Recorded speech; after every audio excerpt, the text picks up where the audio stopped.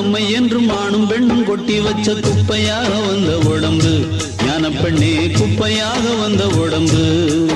அது புத்தன் என்றும் சித்தன் என்றும் பித்தன் என்றும் ஆவதென்ன சக்கையாக போகும் கரும்பு ஞான பெண்ணே சக்கையாக போகும் கரும்பு வந்த வாச சேற்றில்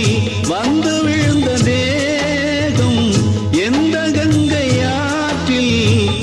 இந்த அழுக்கு போகும் அப்பனென்றும்